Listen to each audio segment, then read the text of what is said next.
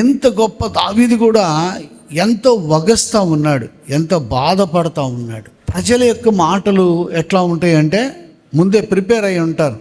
ఈసారి ఎదురుపడాలి, అయిపోయారే అని చెప్పి ముందే ప్రిపేర్ చేసి పెట్టుకుంటారు లోకస్తులు. బాణాలు, అగ్ని బాణాలు అని కూడా రాయబడింది. వాటికి సైతానుడు కదా చేసేది. వాటికి ఖచ్చితంగా విశ్వాసం అనే డాలు ఉంటే తప్పితే దాన్ని నువ్వు ఎదుర్కోలేవని భక్తుడైన పౌలు పత్రికలో తేట తెల్లని చేస్తున్నాడు. విశ్వాసం అనే డాలు ఓ సింతే కదా నువ్వు అంది, ఇంతలో మాట అంది. అయితే విశ్వాసం అనే డాల్ నీ దగ్గర ఓ సింతే కదా నువ్వు అంది, ఇంకా కొన్ని అనుకో, నాకేమి ఇబ్బంది లేదు. ఆ విశ్వాసం అనే డాల్ కానీ లేకపోతే ఆ బాణం వచ్చి గుచ్చుకుంటుందా, గుచ్చుకోదా? అగ్ని బాణం అది. ఈ మామూలు బాణం అన్నా కానీ పీకేసుకోవచ్చు, లేకపోతే దానికి ఎవడన్నా సర్జరీ చేస్తాడని తెలియదు. కానీ మనుషుల మాటలు అనేటువంటి బాణాలు, సైతాను వేసేటువంటి ఆ యొక్క బాణాలు, వాటికి ఖచ్చితంగా నీ దగ్గర విశ్వాసం అనేటువంటి డాలుగాన ఉన్నట్లయితే నీవు ఎదుర్కోగలవు. లేకపోతే ఒక్కొక్క బాణం వచ్చి లోపలికి మామూలుగా శరీరానికి వేస్తే శరీర బాణాలు అనుకోండి ఎక్కడో గుచ్చుకుంటుంది, గట్టిగా వేస్తే ఇంకా కొంచెం లోపలికి వెళ్ళి గుచ్చు. కానీ దుష్టుని బాణాలు ఏం చేస్తాయి అంటే హార్ట్ దాకా వెళ్ళిపోతాయి, అవి హృదయంలోకి వెళ్ళిపోతాయి, మనసులోకి వెళ్ళిపోతాయి. ఇక ఆ బాణం తగిలిన కాడి నుంచి కూడా అయ్యో నేను పనికిరానా అని కృంగిపోవటం స్టార్ట్ అవుతుంది. అయ్యో నేను ఓడిపోయానా, మనుషులు చుట్టూ చేరి అంటున్నారు, ఓ చాలా ప్రార్థన చేసావుగా ఏమైంది, చాలా భక్తి చేసావుగా ఏమైంది. తెలుగులో శాంతి లోకులు కాకులై కూస్తారు అని. అంతకంటే ఎక్కువే ఈ భక్తుడు ఎదుర్కొంటూ ఉన్నాడు. గామోసు ఇదిగో చూడండి ఎంతో వేదనతోటి వ్రాస్తూ ఉన్నాడు. లోకస్తులు కూడా దేవుడు అంటానే ఉంటారు, బాణాలు వేసేవాడు కూడా దేవుడు అంటానే ఉంటాడు, సైతానుడు కూడా దేవుడు అంటానే ఉంటాడు. అంత మాత్రాన దేవుని విడిచిపెట్టబాకు, అంత మాత్రాన కృంగిపోబాకు, అంత మాత్రాన అడుగు వెనక్కి పడటానికి వీల్లేదు. అడుగు వెనక్కి పడిందా దాని యొక్క పర్యవసానం చాలా బాధకరమైనటువంటి. ఇక్కడ ప్రభు వైపే చూడు, నీ గురి యేసుక్రీస్తు ప్రభువారిగా ఉన్నారా లేదా? హెబ్రీ గ్రంథకర్త భక్తుడైన పౌలు ఎంత చక్కని మాట చెప్తాడంటే, యేసుక్రీస్తు ప్రభువారు ఒక్కసారి ఇలాగనే పట్టుకొని అక్కడికి వెళ్దాం. హెబ్రీలకు రాయబడినటువంటి పత్రికలో రాయబడిన ఆ చక్కని మధురమైనటువంటి మాటను మనం చదువుదాం. హెబ్రీ పత్రిక 12వ అధ్యాయంలో 2వ వచనాన్ని చదువుదాం. ప్రతి భారమును సులువుగా చిక్కులుబెట్టు పాపమును విడిచిపెట్టి విశ్వాసమునకు కర్త. కొంచెం విశ్వాసం తగ్గినట్టుగా ఉంటుంది అప్పుడప్పుడు. అయ్యా మరలా నాకు విశ్వాసం దయచేయి ప్రభా, నీ ఆత్మను కుమ్మరించు ప్రభా. అడుగు, తప్పేం లేదు. ఒక ఆయన అలాగనే అడిగాడు, అయ్యా నమ్ముచున్నాను కానీ అపనమ్మిక లేకుండా సహాయం చెయ్యయ్యా అని అన్నాడు.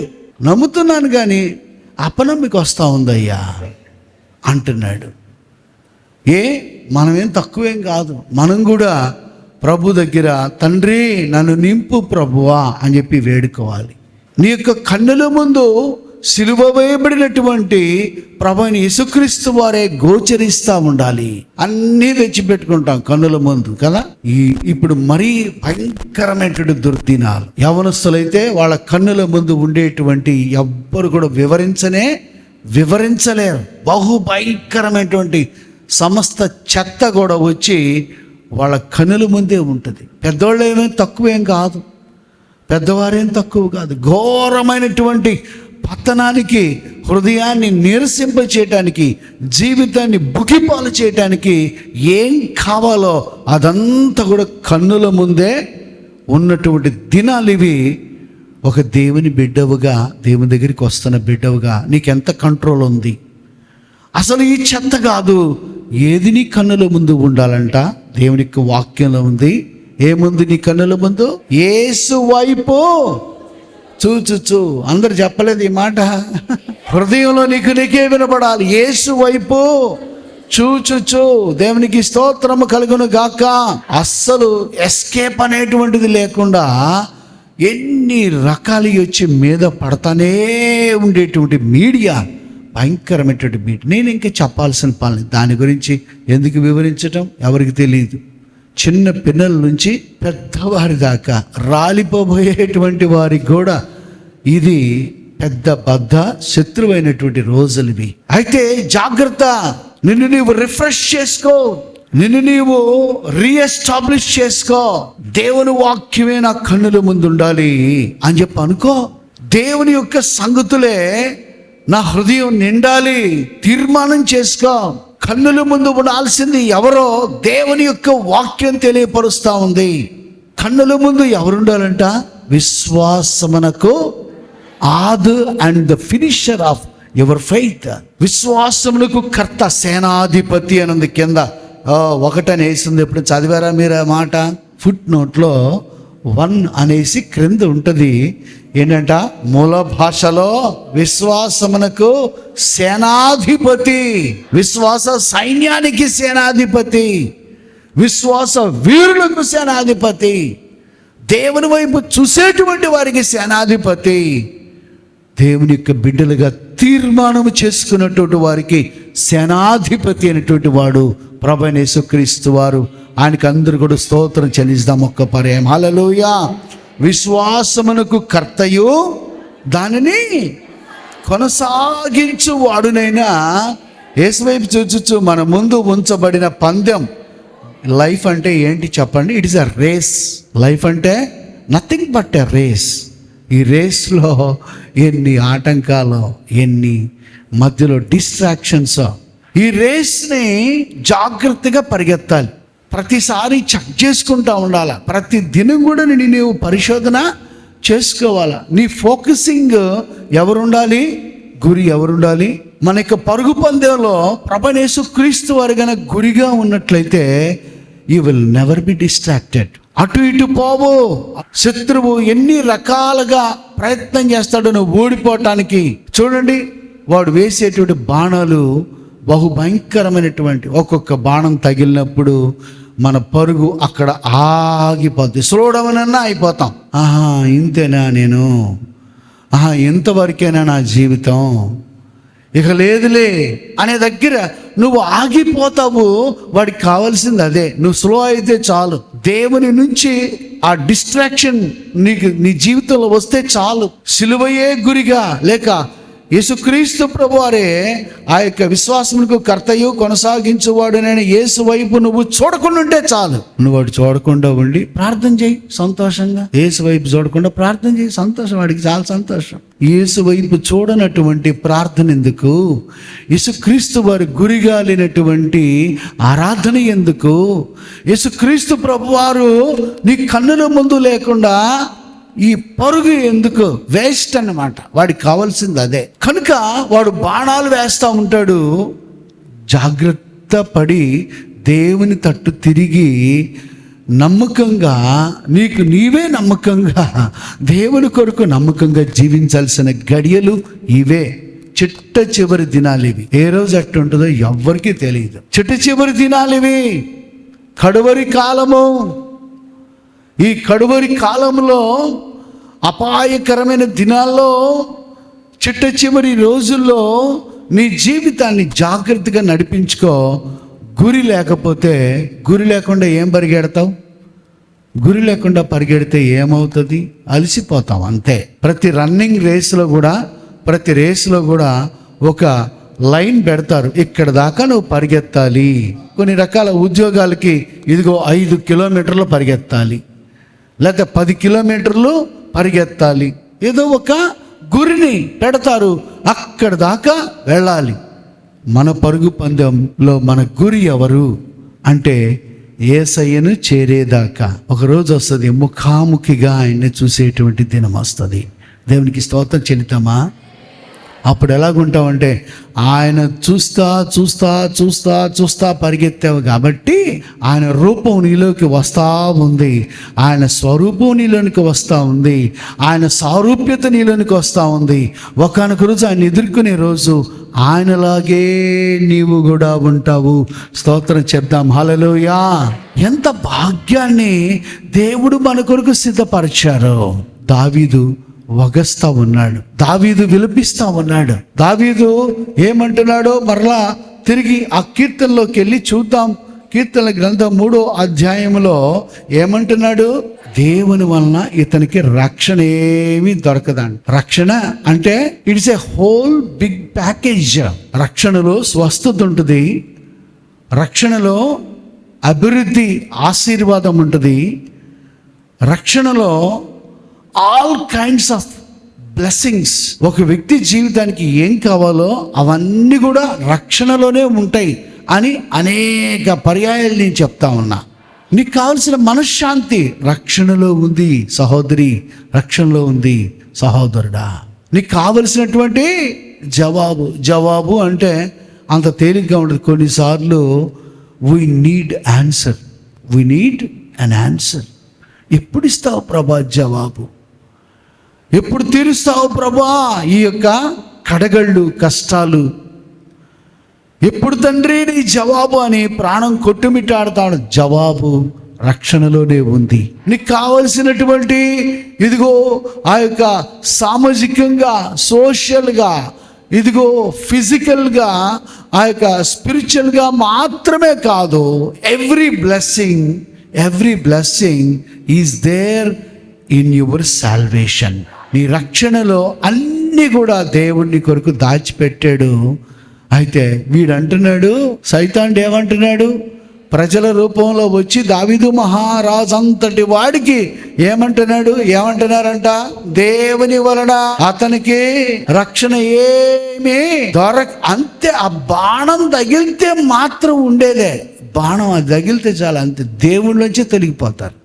ఏ దేవుళ్ళే, నిజమే కదా. ఇంతకాలంగా ఈ రోగంతో బాధపడుతున్నా, ఇంతేగా ఇంతకాలంగా ప్రార్థన చేస్తున్నా, ఇంకా ఎప్పుడు, ఇంకా ఏంటి అనేటువంటిది ఉద్భవింపజేస్తాడు సైతానుడు. వాడు వేసేటువంటి అగ్ని బాణాలు బహుభయంకరమైనటువంటివి. దావీదుకి సహాయం ఇంకేం వస్తుందిలే, నీకు సహాయం లేదు, ఏమి లేదు. నీ శత్రువులే గెలుస్తారు. వాళ్ళన్న మాటలే నిజం నీ మీద, వాళ్ళన్నటువంటి ఆ దూషణే నిజం. నీ దేవుడు ఎక్కడున్నాడు?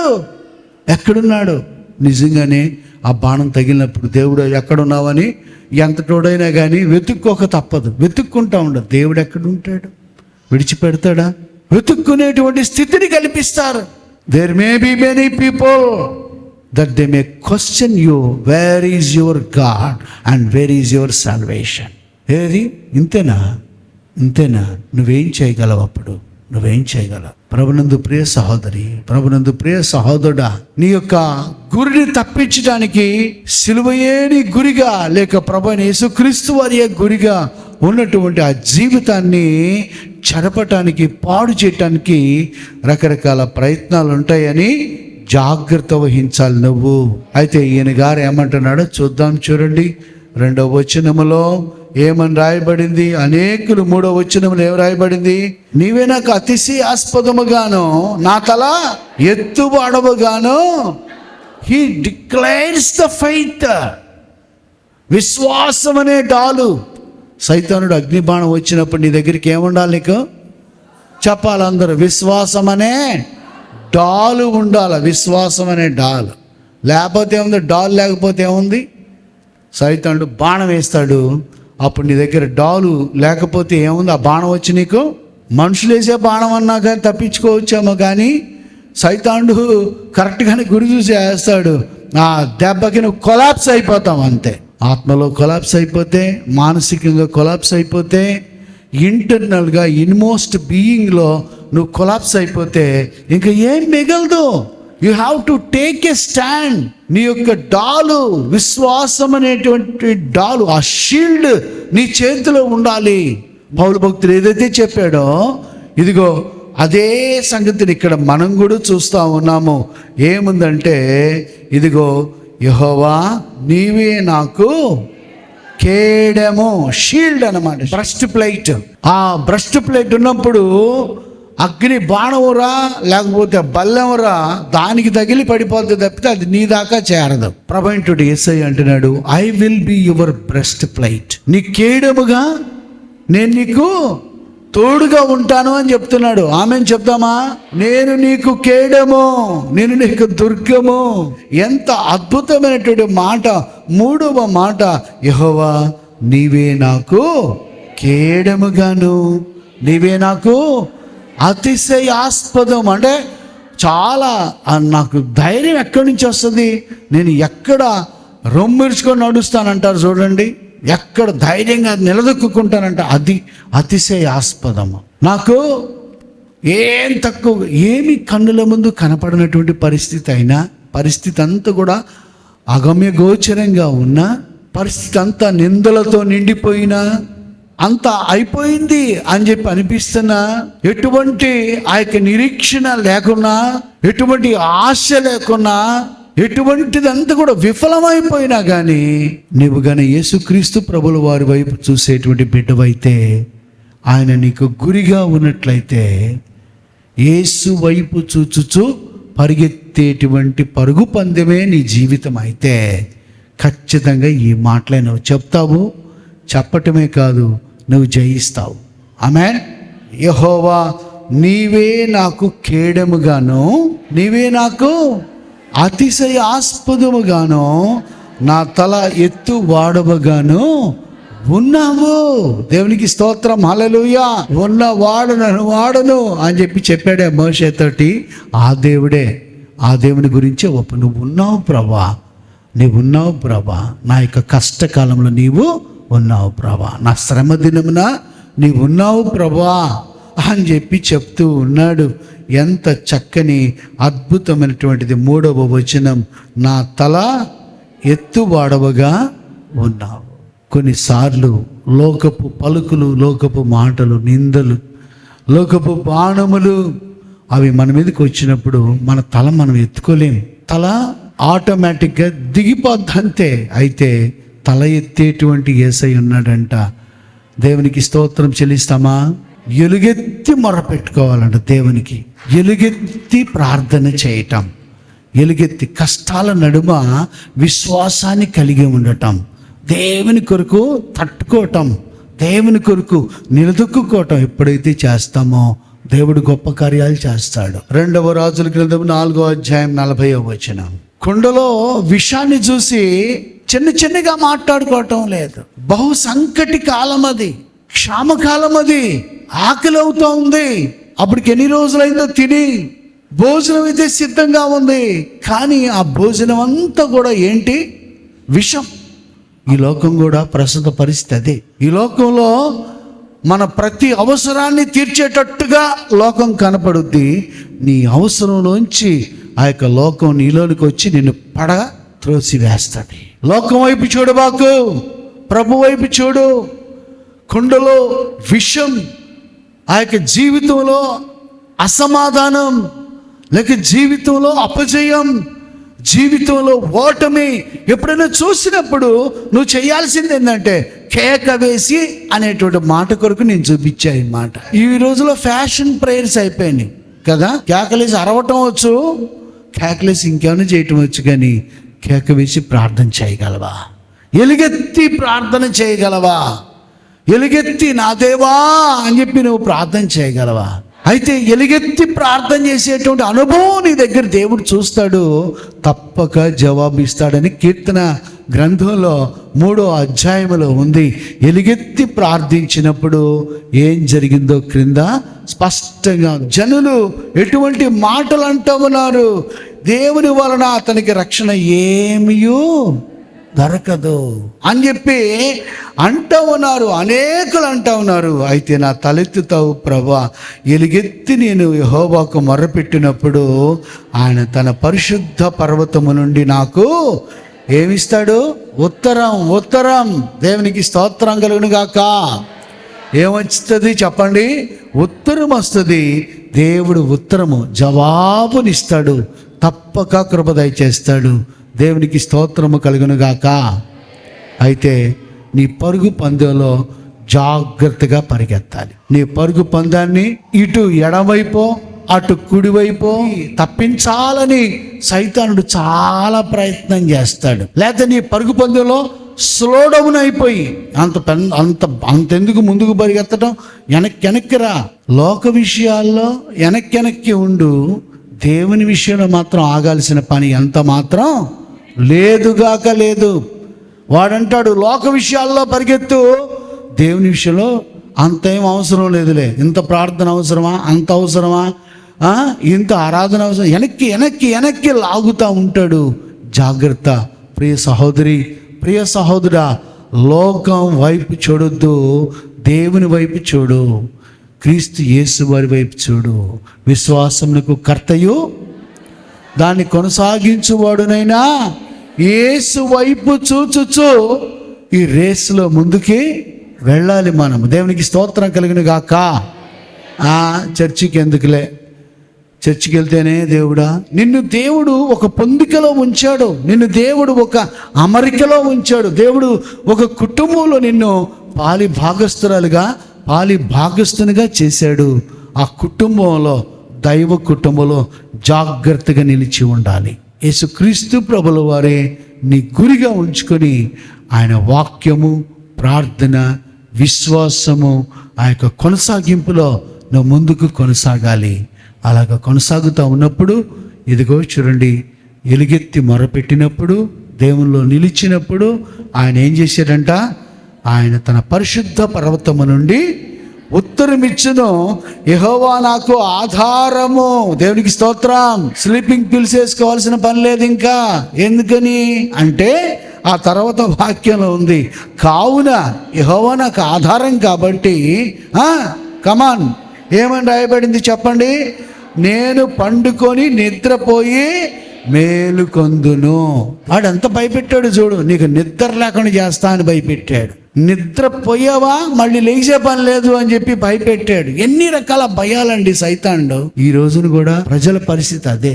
తెల్లారు లెగుస్తానో లెగవనో అనే భయం, నిద్ర పట్టదో అనేటువంటి భయం. అనేక భయాల మధ్య మరీ అంచె దినాలు, చివరి దినాలు, ఘోరమైన దుర్దినాల్లో వాడు నిన్ను వణికించి నిన్ను వశపరుచుకొని నీ జీవితాన్ని నాశనం చేయాలని కోరుకుంటాడు. మరి నువ్వేం కోరుకుంటావో హెబ్రీ గ్రంథకర్త భక్తైన పౌలు చెప్పిన ఆ యొక్క 12వ అధ్యాయం 1వ వచనం ఇంటికి వెళ్ళి ఈ వారమంతా ప్రతిరోజు ఒక్కసారన్నా చదువు. హెబ్రీ పత్రిక 12:1 యేసు వైపు చూచుచు. అందరు చెప్పండి, యెహోవా నాకు ఆధారము, కావల నేను పండుకొని నిద్రపోయి మేలుకొందును. 10,000 మంది దండెత్తిన మీదికి వచ్చి మోహరించును, నేను భయపడను. యెహోవా లెమ్ము, నా దేవా నన్ను రక్షింపుము. నా శత్రువులందరి దవడ ఎముక మీద కొట్టువాడవు నీవే, దుష్టుల పళ్ళు విరగొట్టువాడవు నీవే. రక్షణ యెహోవాదే, నీ ప్రజల మీదకి నీ ఆశీర్వాదము వచ్చును గాక. అందరం ఆమె చెప్దాం, 2 చేతుల పైకెత్తి ఆమేన్. దేవుని యొక్క రక్షణ, దేవుని సంరక్షణ సమృద్ధిగా దేవుని యొక్క వాక్యాన్ని హృదయంలో చేర్చుకున్న ప్రతి బిడ్డకును వారి కుటుంబములకును అనుగ్రహించును గాక. ఆమేన్.